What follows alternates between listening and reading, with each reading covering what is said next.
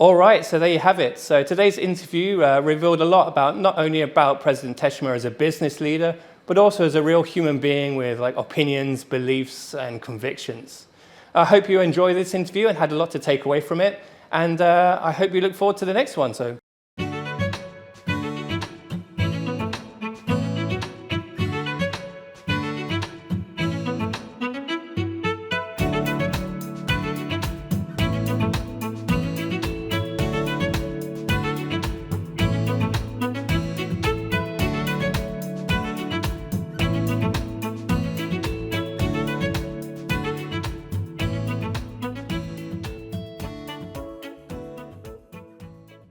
Let's shift to a bit more about Japan, and especially like recent trends. Like I've noticed, as have many, that of course tourism is a bigger thing these days, right? It's increased a lot more after the pandemic, right? Yes. And I would even say that Japanese culture is very much like en vogue, very popular. People are coming here that had never even planned to come to Japan before, and all of a sudden, it's on everybody's kind of list, right? I feel that everybody wants to come to Japan at least once, right? How does that make you feel in regards to this kind of shifts? Yeah, actually, you're right. Like I see like foreign people like every single day, especially in Tokyo.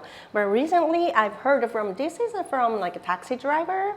Like when I jump in a taxi, and hey, do you see a lot of foreign people? And then, oh yes, like all the customers foreign people even say that. So what happened is like they have a smartphone, right? Of course. So that's why they don't need a taxi anymore. They can just Google it, right, and then jump on the train and then go whatever, like wherever they want.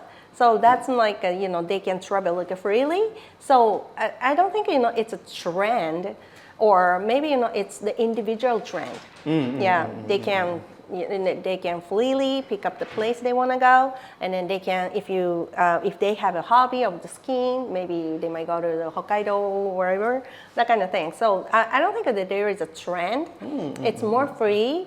And then the difference is like even my city, I see, my prefecture, I would say, I see a lot of like foreign people. And then the difference is like, another difference is like I see more English sign on the street.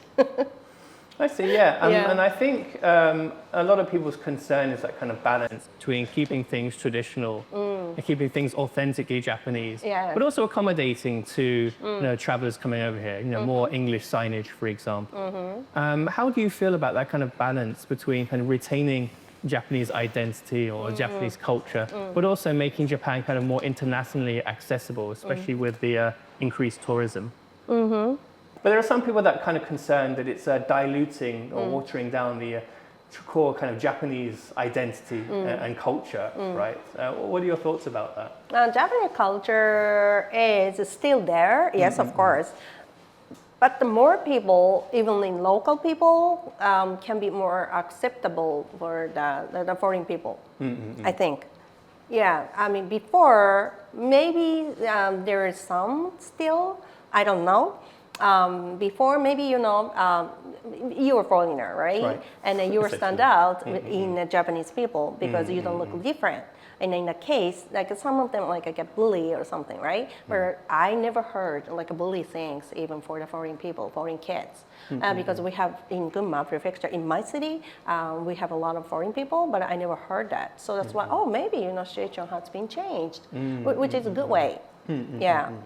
In a good way. So the Japanese identity is still there. Maybe the school education system, maybe it has been changed.